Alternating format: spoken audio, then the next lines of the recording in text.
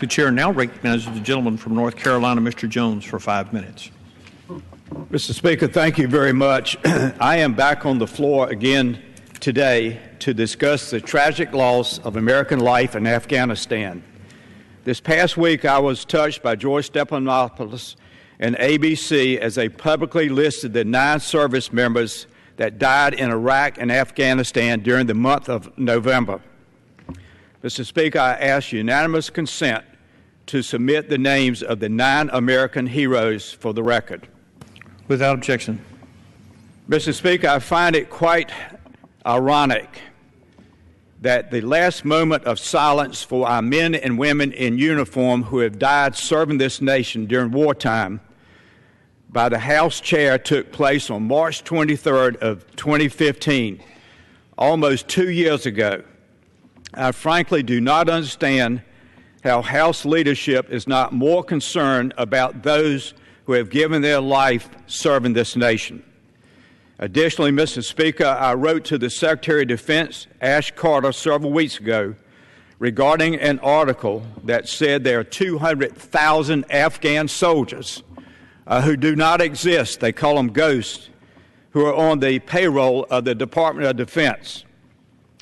I asked him in the letter, why are we wasting this money, and can you identify where the money is going? Mr. Speaker, again, I ask unanimous consent to submit my letter to Secretary Ash Carter. Objection. Mr. Speaker, the reason I mention these ghost soldiers is because Americans are still dying in this godforsaken country known as Afghanistan. All while our nation is headed for an economic collapse, as we soon will see the $20 trillion debt number come forward. For the sake of our military, we need to end this madness in Afghanistan.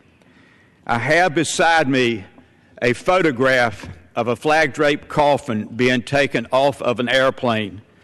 This is a humble way that I can say to the 9 Americans who also came home in a flag-draped coffin in the back of a plane, thank you for your service.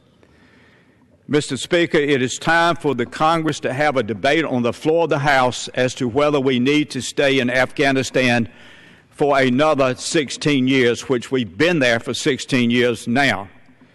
Mr. Speaker, before I close, I would like to ask again to submit an article that tells the story of Afghanistan better than I can today on the floor. The title of that article is, "It's Time for America to Get Out of Afghanistan." I ask unanimous consent to submit that article. Without objection. Thank you, Mr. Speaker. And with that, I will ask our God to bless our men and women in uniform, and I ask God to continue to bless America, and I yield back the balance of my time.